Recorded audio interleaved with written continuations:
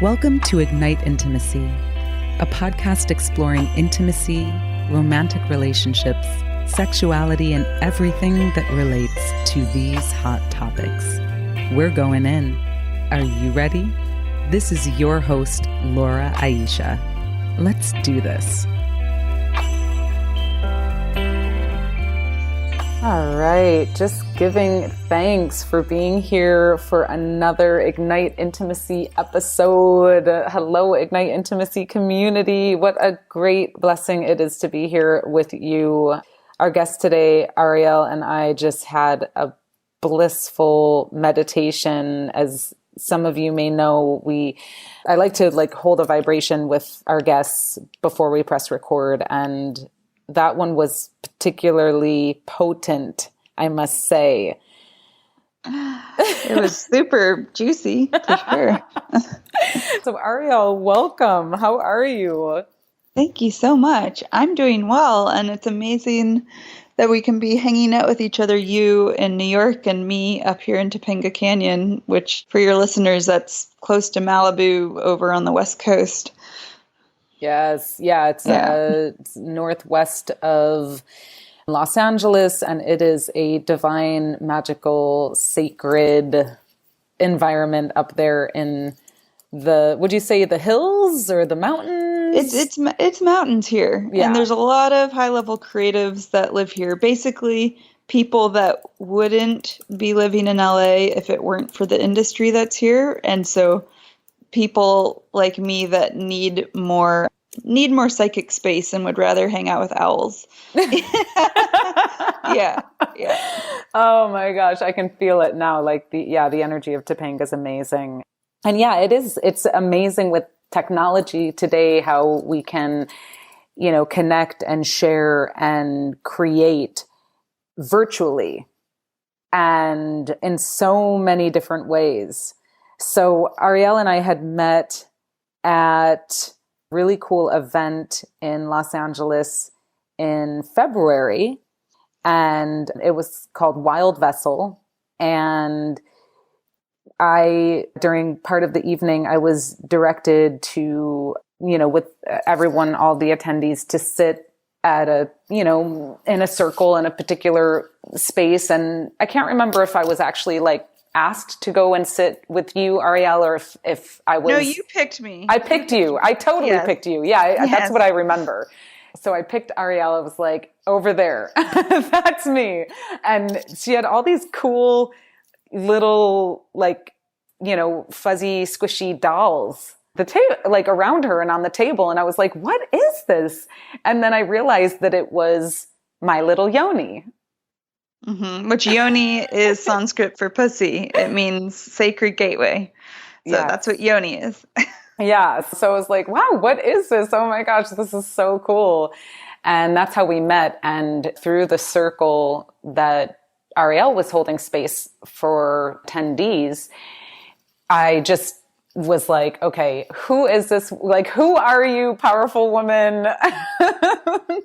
I need to know more about what is going on in your soul and, just more about what you're up to. So actually, Ariel and I have been creating this conversation since February, basically. Mm-hmm. And it's, you have two busy women traveling the world and creating lots of interesting things. So it took us a minute to get here, and I could not be more grateful. I'm like, yay, it's happening. Yes, we made it. So we're going to be diving into some different realms here in our conversation today, which is going to be super powerful. So we will be talking about, of course, My Little Yoni, which is one of Ariel's companies, a project that she started years ago. And we'll also be talking about and learning more about the development of this new archetype, the post-patriarchal woman, and self-lovership. We'll be diving into relationship styles and, is it black and white? Is it this or that? Or is it more of a fluid thing that we experience on a personal, person by person? And all the other juicy topics that come up as a result of this divine conversation right now. So, Ariel, I'm just curious because you've got a really, really interesting background. You've been doing some very cool work in the world in the areas of personal development and sexuality. Give us some insight into like your origin story. Like, where did you come from? What star planet dropped you? Right. You already took my first joke. I was going to say I mostly come from planet Earth. And yeah, so a bit about my story. Well, Americans never think I'm from the US, which I'm always strangely flattered by. People always think I'm from Scandinavia. I guess I have an interesting style of speech. And primarily what I think that's a result of is growing up in the woods of Colorado and then at age 10 starting to spend summers in the woods of Montana. I spent a lot of time by myself in the woods as a kid. So which was isolating as a child, but the longer I go and the older I get, the more appreciation I have for that foundation. Because basically I wasn't programmed by the media very much as I was growing up. And then in 2001, when 9/11 happened, that was the first time in my life where I really saw the propaganda engine for what it is. And I just kind of shut it off. And of course, I am informed in this day and age. And I mean, I'd like to think I'm aware of a lot of the key issues in the world, but I'm so selective about where the sources of information are that I actually tune into. And so anyways, that's just some random tidbit about me. But as it relates to the subjects at hand with sexuality and personal development, I think on one hand, it's just what I'm here to do. It really does feel like that dharmic, karmic. I'm just here to help people transform patterns and shame related to sexuality. And I do work in some other realms as well. The trinity I really work with is sex, death, and money. And especially working with women with the sex and money piece, because for so long we've been really shut down and cut off in those domains. And there's a great rising happening right now where it's like, all right, we can have careers now, we can start companies, we can do all of that. We can also be very sovereign, which I see that as interdependent and free with our sexual energy. And there's a relationship between the two.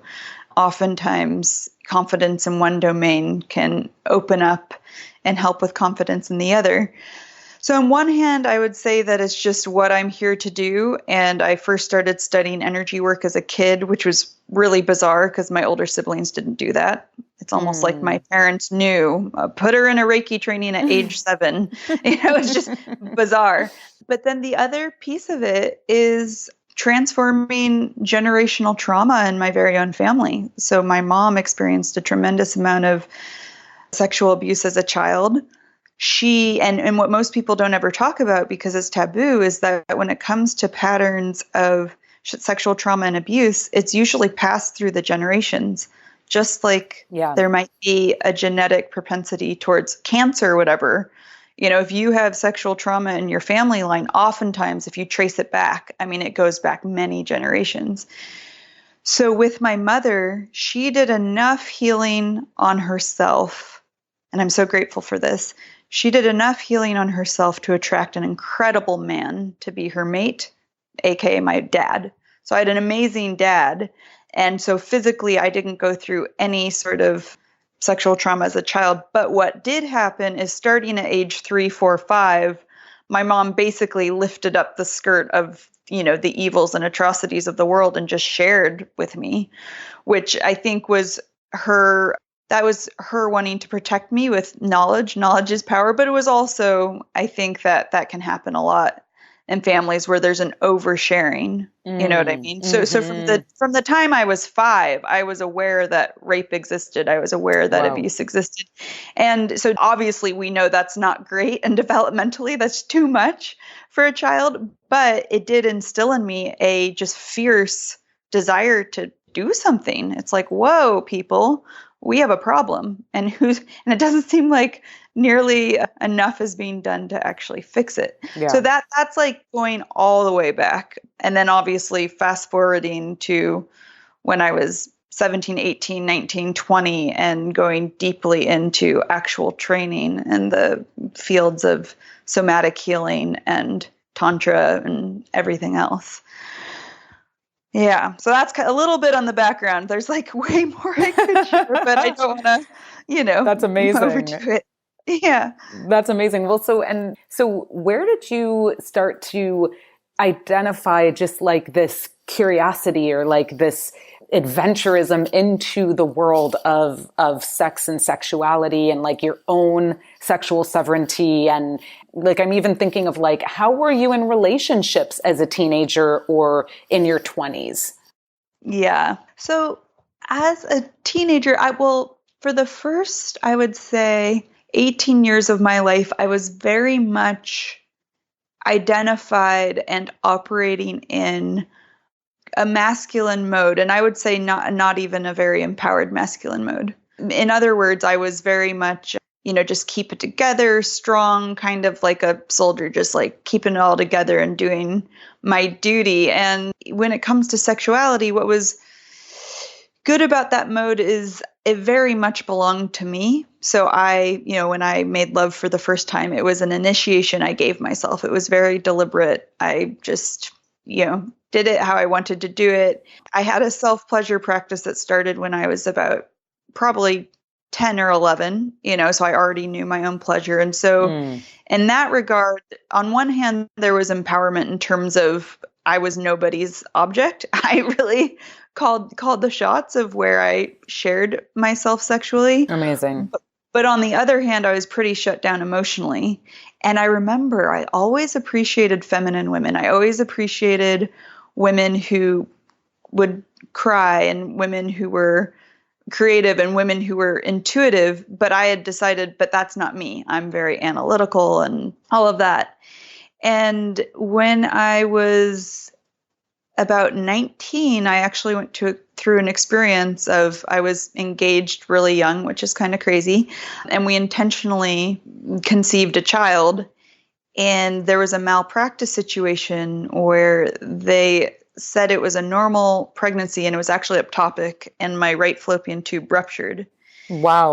And I was bleeding internally for a couple days. And that was kind of the end of the unbalanced masculine phase of my life, because I stayed home bleeding internally for 2 days. And you can imagine the pain. I basically oh my God. subordinated my body's natural impulse to go get help because I thought I might be miscarrying. I'm not, I'm going to stay here. Anyways, by the grace of God, I went into the hospital and they did emergency surgery, but it was the grieving of the loss of that child that really opened my feminine mother heart and emotions. So it's the grief that opened my heart. And then also the severity of that kind of woke me up of, wait, the body's not here to subjugate. The body is here as the wise companion, the wise primal animal companion. And you better start prioritizing listening to that. And so I would say I had already started studying healing arts at that point, but that extreme initiation is what changed everything overnight. And then, since that point, for the last 14 years, I've been, I now value intuition, emotion, creativity, and embodiment above everything else. Like the analytical stuff comes after all of that. And, and that's why in my work, that's what I am here to support women developing and tuning into. Yeah. Amazing. So whenever people say, wow, you just seem like you're so embodied and feminine, I'm like, thank you for that. And, it's come through practice. And that's why I'm so confident that any woman can develop that for herself, because Yes. obviously I remember what it used to be like to be cut off. Yeah. Well, and there's something so beautiful because I've been through my own journey of, from my experience, it was like boys have it better than girls. Like they can do more, they get more freedom, they get to do like work outside the house, they get to, it's like, and I wanted that. I wanted that freedom, and I wanted to be treated differently. I wanted to be treated like, my brother got treated, as opposed to how my twin sister and I got treated. So I became good at a lot of things that boys were good at, like throwing a football and throwing a baseball and running really fast. And I hid my femininity and just my figure. And I remember as I started coming into myself, because I was pregnant at 19 as well. And I had my daughter when I was 20. She's now 21. And Wow. yeah, and I didn't actually, it was like when she was 2, I got my first job after she was born. And I was a hostess at this fine dining Thai food restaurant in Syracuse, New York. And I had to wear fitting clothes and, dresses and skirts and things. And I got a lot of compliments. And I never thought of myself as, I just like never thought of my body as being anything particularly like sexy or, gorgeous and then I also family in the house. I'm in my parents' soon to be former home. The family home is being sold. So I'm like in an empty room. Oh, wow. Yeah. And so my dad and my aunt is in town. So yeah, so I'm supporting my elderly parents. My mom's 82, my dad's 90, and they're selling the family home that we all grew up in, and we've been in this home, the family, for 53 years. So wow, cycles. Yeah, totally. Jeez. So I'm here in Buffalo, New York, and recording this with you, Ariel, and with all of you out there, Ignite Intimacy community. So yeah, so it was like, I just realized, wow, oh, there's something about me and about my body and about, that's interesting to other people. And it was like this awakening. And then as I've come more into my own practices of self-love and self-nurturing, which we'll dive into that topic as well here, the self-lovership, I've softened. I'm certainly not soft everywhere, and I can still like bite and react and have that like boom kind of energy. I have experienced this softening that is so sensual and so beautiful. And I'm so grateful that now I can embody both the hard and the soft, and allow them to play together a bit more. Mm-hmm. And on that, just to riff on that for a little bit. So describing just in terms of the personal journey of at a certain point realizing, whoa, for me to evolve as the woman I want to be, I have to start honoring my body, intuition, heart, feelings, all of that. And so really dove into, we can call it the feminine domain.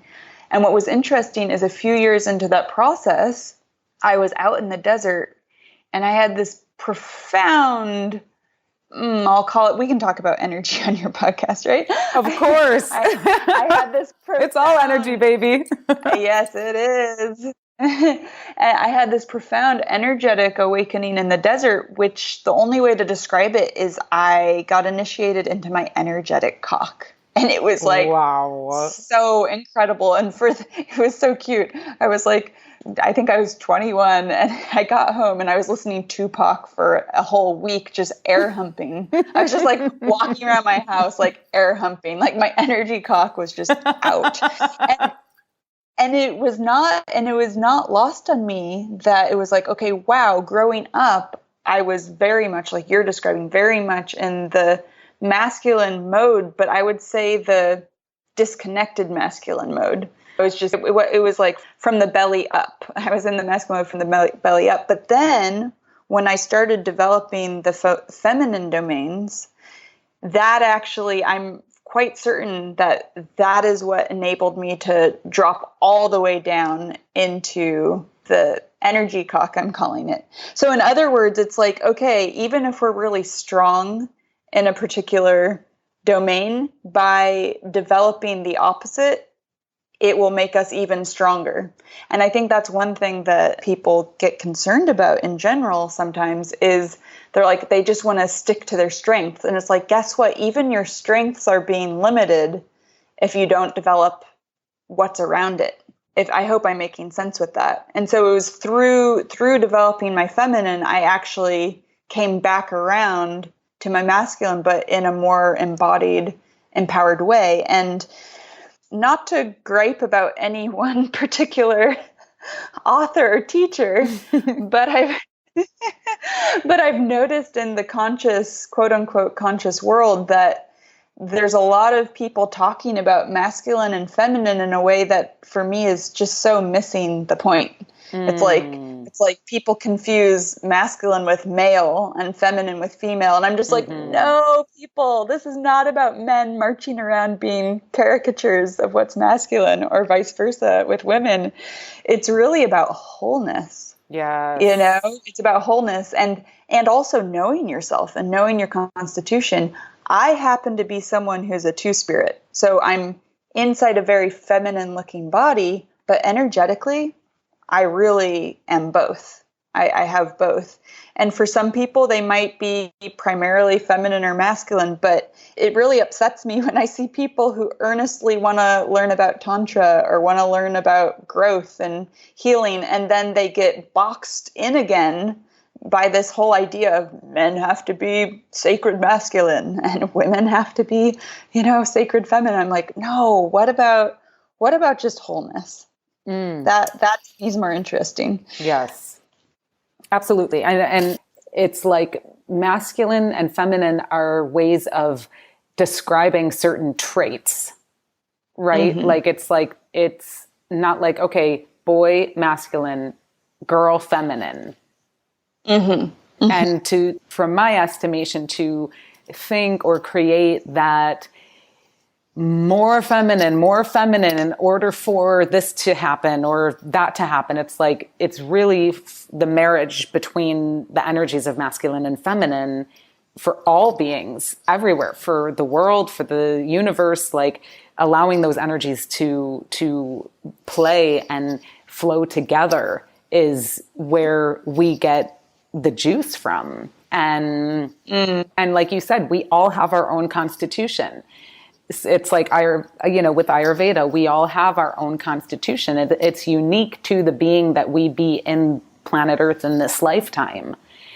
And although we share so much as human beings on the journey of being human here now, we're all unique and have our own makeup. And while there are groups, right? So it's like, okay, so, you may fit into this category, you may fit into that category, or this constitution or that constitution, each of us are individual. So let's talk a little, I'm curious, is there anything you want to share on that before we dive into? Yeah. I guess it's just a big yes to all of this. And I think what it really comes down to is recognizing that we are negotiating our own reality. And so it's kind of like, if something's bringing someone more joy, ease, energy, fulfillment, then awesome. But if it isn't, then, that's where hopefully we can be curious and start investigating. Yeah, absolutely. And that's a great place to go, is like curiosity. And being curious about what's driving this desire? What's driving this thought? What's driving this experience or feeling, and allowing ourselves the freedom to explore that instead of making it, bad or wrong or wanting it to be some other way. On sort of like this high level view of archetypes and this new archetype that we discussed before we launched into this conversation, the post-patriarchal woman. Can you talk with us about that and about the work that you're doing around this new archetype right now? Yeah, absolutely. So there's a lot of different ways of describing the big shift we're in, or the shift that's needing to happen. You know, Buckminster Fuller said something to the effect of, if you want to fix a problem, create a new world or a new model that renders the old model obsolete. In other words, don't try to fix the problems within the same paradigm that created them. Yes. Because inevitably you'll just stay in that same old paradigm. And so we've been operating for the last 3,000 to 8,000 years, depending on, which scholars you're reading. We've been operating within a dominant power structure of patriarchy. And, it got us where we are. And I'm sure people would argue there's been some benefit and progress within that structure. There's also been a lot of, war and greed and rape and all sorts of things. And the bottom line, though, is whether it worked before or not really isn't the conversation. To me, the conversation is just acknowledging that it's no longer working. It's crumbling. And so we can support a dying structure and white knuckle it, right off a cliff, or we can, start making new choices and building new structures. And obviously, it would be naive to say that's an easy thing to do. But this is where I do think it can come down to the individual level and down to small communities of individuals. And so for me, it's about becoming a post-patriarchal woman. And I say becoming because it's like, even for me, I've devoted my life to this work, and I still notice where the patriarchy lives inside of me. Sometimes I'm like, oh, there's another layer. So that's why I think there has to be understanding and compassion for the process. I also like talking about creating the post-patriarchy, because that's where I can describe, and that's where we can create an inspiring vision of what we're moving towards, as opposed to complaining about where we are. And because I don't have much tolerance for complaining, blaming, shaming, because that basically pins us as victims unable to do anything. So I'm much more interested in painting the vision of, whoa, like, we are creators, we're creatrixes. Let's create where we do want to be. And on that note, one of the reasons I work with women is ultimately I'm a humanist. Well, I'm an earth lover even more than that. So much of this work for me is about bringing forth a more sustainable way with the planet. But I'm a humanist. And I love men. I love women. And basically there's amazing people of both genders. And there's also jerks in both genders. You know what I mean? So when the conversation becomes one of blaming men, I'm like, that's just not owning how powerful we are as women. So even when I talk about patriarchy, I'm really careful to not make it about gender. It's more about making it about a dominant power structure where, yes, men have, quote unquote, held the power and abused that power. But I also think it's really important to recognize and acknowledge where women have been enforcing the patriarchy too. It's like, white women voted for Trump. Yep. More white women voted for Trump than they did for Hillary. So let's just be honest here, ladies. Let's be honest about where we have been voting against ourselves and voting against our own sisters, and ultimately voting against our children and the future generations of men as well. That's right. So anyways, that's kind of like a big download, but that's high level. And so in terms of what is a post-patriarchal woman, I actually think it's an incredibly inspiring, juicy, confident, intelligent, sexy archetype. It's a woman that is committed to self-lovership, meaning, the pleasure principle is really important to her. She knows pleasure on her own terms. A post-patriarchal woman is one who serves life, meaning she's not interested in cutting corners. She really is considering future generations and considering a bigger picture. A post-patriarchal woman is one who takes full responsibility for negotiating her own reality. And that doesn't mean it's easy. It doesn't mean that we don't need support sometimes. And actually, on that note, a post-patriarchal woman recognizes how essential the village is. So she's actually receptive to other women and supportive of other women. The whole patriarchal thing of fighting over men's resources and backstabbing each other in the name of like having the man's resources, that's just nuts. So a post-patriarchal woman is actually, she's not only interested in sexual sovereignty, she's interested in financial sovereignty of like, wow, I'm a creator. And in that, I'm going to support other women rising as well. You know, this conversation of either overtly or subtly warring or battling over resources, that's just not part of the paradigm. And I could go on and on. Obviously, I'm passionate about it. But basically, the post-patriarchal woman is a badass, embodied, you know, pleasure-oriented, self-responsible woman. Hallelujah. Yes. Wow. And like, it's like, yeah, that's great.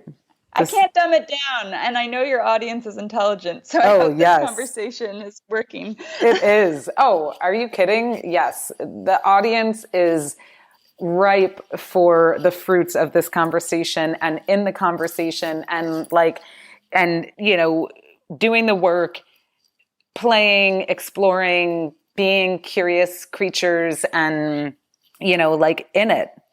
And that's what this podcast is all about, is creating space for that and for creating space for what we know that is there, what we don't know is there, for it all to have space to come out, to interact with it and to say, hi, oh gosh, you're there. Okay. You know, so this is, you know, it's all about like the redefinition of love and sex and romance and intimacy and this here, you know, the post-patriarchal woman she's like the all-encompassing woman, you know, and it's like you can have these different parts of you that play together, that are claiming sexual sovereignty, that are saying yes to creating future for our, you know, the next 7 generations that actually works, a world where it works, where our communities are loving and supporting each other and flourishing as a result. So it's like being courageous enough to say peace to the stories of the past that have us thinking that there's not enough and that we're not connected and that actually we need to fight for love, resources, whatever it is. There actually is more than enough for all of us to thrive. And so this is great. This is really, really juicy stuff that I love to jam on. And so thinking about this in terms of the evolution of sexuality and romantic relationships and love and, you know, the different relationship styles and like, you know, being monogamous or being open or being poly. I'd be curious to hear, or for you to share with us, you know, what is your perspective on that? And like, how do you interact and engage with the different styles of relating?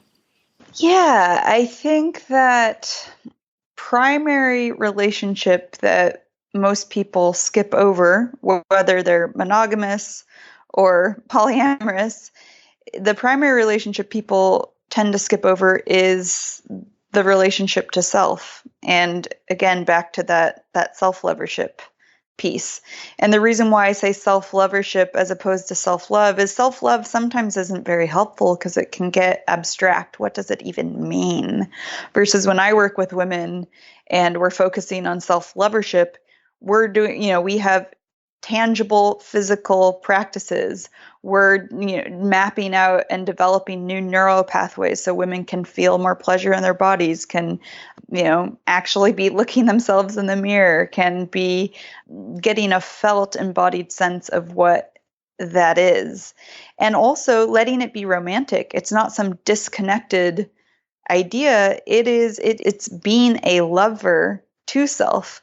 And even just in hearing that, the idea of being a lover to self, I find is just more sensual, more in the body. And that's where we want it to be. because Yeah. otherwise, the ideas can just swirl around. And so when it comes to relationship styles, so often I've heard different experts kind of get into a pissing match over like what's more evolved, monogamy or polyamory, and to me that's missing the point entirely. If more people were committed to self-lovership, to knowing thyself, to being okay with change and evolution, and recognizing that sexuality and relationship styles generally aren't static or linear, there might be different phases, and being really interested in, I say wholeness, even though we're always works in progress. If more people were just committed to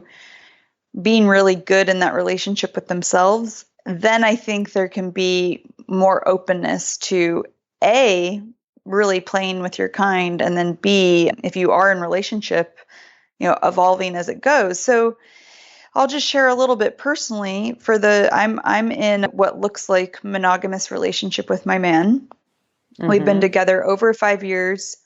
There was a period of a couple years there where I had a girlfriend. And it wasn't even so much about the physical engagement, although we did make love a few times over the course of those 2 years. But, so that was just an example of, wow, okay, I'm a bisexual woman, and there's this amazing woman in my life. So I had a relationship with her, but that didn't all of a sudden make me a philosophically practicing polyamorist. In Mm. other words, my sex life is my business. I'm sharing it right now on this podcast just because hopefully it's helpful for people. But I think it's dangerous when humans adopt ideologies, and overly identify with them. Mm. And so then after that relationship ended, it was very clear that he and I just wanted to stand together. And so then it was completely just the two of us, and we very much looked like practicing monogamous. And then over the last year, we've had a couple experiences together, very light and beautiful and empowering experiences where we've had a friend and enjoyed a couple experiences with her together as a unit. And that's an entirely different thing. So Mm. I mean, for all practical purposes, we're monogamous, but then there's also this beautiful thing that can happen of, if you are incredibly solid in your relationship, then it can be beautiful to have new energy come in. And so that's one thing I would recommend to anyone who's in relationship, and especially in a long-term relationship, is just it's kind of like looking at physics. And I forget which law this is, but it's one of the laws of any closed system. Any closed system, if new energy doesn't come into it, entropy is inevitable, meaning it starts to break down. Mm. And it's just like, let that settle in. It's like, whoa, if you're just, if you're in long-term relationship, even, and this goes for yourself too, that's back to self-lovership. It's so important to keep it fresh. Mm-hmm. But in a long-term partnership, it's going to break down if you don't bring in new energy. Now, new energy doesn't have to mean other people. It could mean travel. It could mean making art together. It could Mm. mean discussing your dreams and desires and recognizing that this person you think you're so familiar with is actually a mystery. But you got Yes. to look for the mystery and like open yourself to the mystery of each other.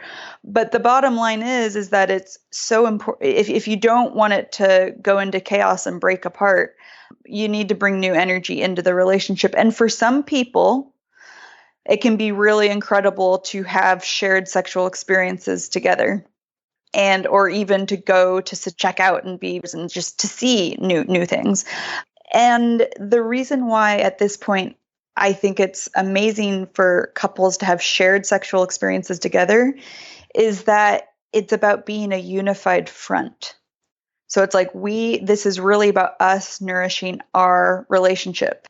And for some people can do poly without drama and without processing, which is awesome. But I would say that's very, very rare. And so for me personally, I'm a busy person. I run a couple different businesses. I'm an artist. I love putting my creative energy into my art. And so for me personally, I would not pick any relationship paradigm that leads to a ton of emotional processing because frankly, I just don't have time for that. I I, love it. you know, Yeah. and yet, but so for me, I think there's so many different versions of relationship and I think any and all of them could be beautiful. Similarly, any and all of them could be kind of a nightmare, but at the end of the day, it's about knowing yourself and being courageous and showing up and having integrity, you know? Well, and being in a relationship that you really want to be in, no matter And how challenging it yes, gets, and just, choosing powerfully with who you're relating to. And yeah, there's so many layers, there's so many different directions that you can go in, and creating fluidity and yeah, transparency and trust at the foundation of a relationship so that, when as things are moving and shifting, there's space to create something new. yeah. That from, someone who's been primarily single, that seems to be what I'm witnessing is a empowered dance in Mm, love and romance. totally. Yeah. And it's just when I look around, most relationships just, I mean, it makes me sad, but it's rare that I encounter relationships that are inspiring, whether they're monogamous or poly. That again, that's why it's not about the form. It's not about the outer behavior. It's more about the essence of it. And so Mm-hmm. it's like, and this could be naive, but I do think if more people were committed to that primary relationship with themselves, then there'd be more happy partnered. I think there'd be more happy relationships as a Agreed. result of that. Yeah. Agreed. Well, so before we sign off here, I want to make sure that you share a bit about My Little Yoni with our community. So tell us about My Little Yoni and what it symbolizes, who it's for. Give us some insight into that. Yeah, completely. My Little Yoni, which please look it up because you have to see it to really understand it. It's It's a so symbol. cute. Yeah. And so my little Yoni, I call it the post-patriarchal Hello Kitty because it's a character. It's a character that is, if you could animate a vagina and have it be a character, that's what it is. And they're really cute and it really puts the symbol of the vagina right out there, but in a playful, safe way. So the larger dolls that I have, all genders love them, all different backgrounds love them. And oftentimes moms buy them because having the My Little Yonis around the house is a way of safely and sweetly introducing the whole subject matter of the vulva, the vagina, female sexuality in a way that is yeah, safe and playful and not triggering. So that's one thing. And Hmm. then I'm mid process in making smaller bag charm versions so that there can be a small cute version that can go on a woman's bag or on anyone's bag. But the idea here is, we got to take the conversation back. We have a sexual predator in office, you know, who thinks it's okay to grab the pussy. It's like, okay, that clearly isn't okay. But the good news of that sort of misogyny being so obvious and front and center and, in a position of power is that now the tide is rising and pussy's mainstream. It's like, okay, we can talk about this stuff in the open now. We can talk about the change that's needed.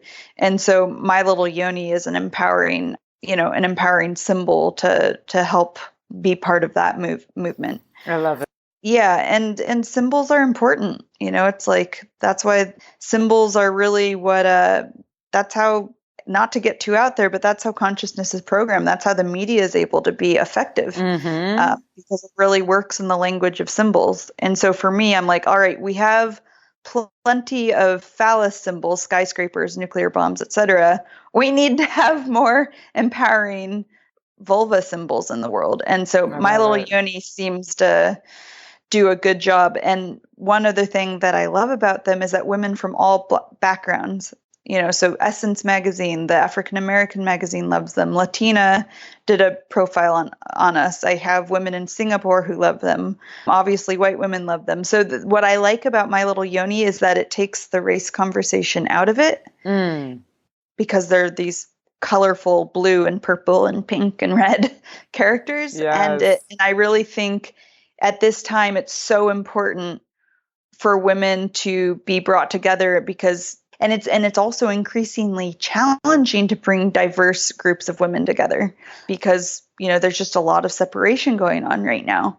But what's cool about My Little Yoni is that the fan base is very diverse, and one of my hopes is that through bringing diverse communities together, we can be stronger, we can be united, but we can also start having debates that not even debates, but we can basically co-evolve the narrative together because there's no way to do that if we don't unite diverse perspectives.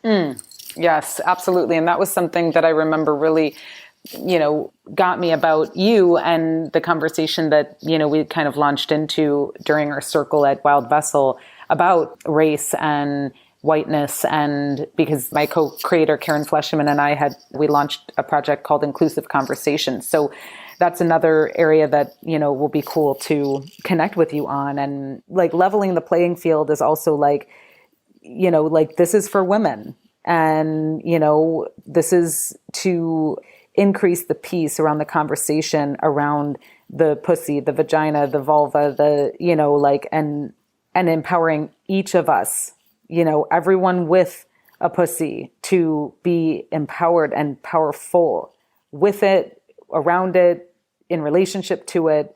So brava, mama, for, putting this out into the world and having it be like playful and fun and powerful.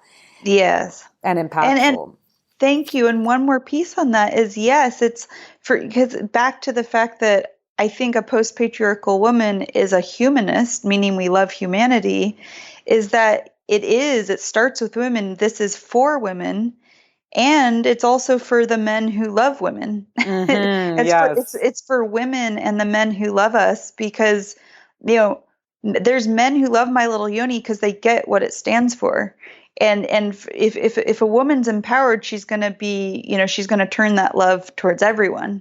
So for me, it's like, okay, just women are the tip of the spear, but ultimately it's for humanity and for the planet. Yes. Yeah. Thank you, Laura. I love it. Well, it's so good to have you, Ariel. Where can people find you online? You can find me Instagram. My handle is Ariel White XO, Ariel WHITEXO. And then we also have another Instagram for My Little Yoni. The handle is My Little Yoni, MYLITTLEYONI. Great. Awesome. Well, thank you again for being here with us. This has been a powerful and juicy conversation.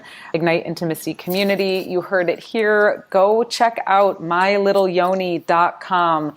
I promise it will bring a smile to your heart and your face and your pussy if you got one. So, and if you don't, it might still bring a smile to you. So yeah, check it out, mylittleYoni.com, and also mylittleYoni on Instagram. And Ariel White, you are a gift and a treasure. Thank you for your powers and your brilliance in the world. And we look forward to, seeing more of you and more of what you're creating. Awesome. Thank you. You too, Laura. It's so refreshing and wonderful and encouraging to encounter women like you. So blessings to everything you're doing and to your community. Thank you. Thank you so much. Ignite Intimacy. If you have any questions, comments, you want to connect with Ariel and you just didn't check the show notes, holler at us. hello@igniteintimacy.com. We love you. We love you. Thank you for showing up. Thank you for sharing this with your friends. We would not be doing this if it weren't for you. I would have moved on a long time ago. So thank you, thank you, thank you. Love you. Stay blessed. And we'll see you on the next one. Ciao for now. Thanks for tuning in to another conversation on the Ignite Intimacy podcast hotline. We love that you choose to spend your time with us. Check us out at igniteintimacy.com. Subscribe to us on iTunes and leave us a review and a rating. It helps more people know about us. We love to hear from you. You can email us with questions, comments, or suggestions to hello@igniteintimacy.com. And tell your friends. Music was arranged by Jason Pfaff and Mike Corey, and this podcast is produced by yours truly, Laura Aisha. Thanks again, and we'll see you on the next one. In the meantime, let your light shine bright and ignite your intimacy.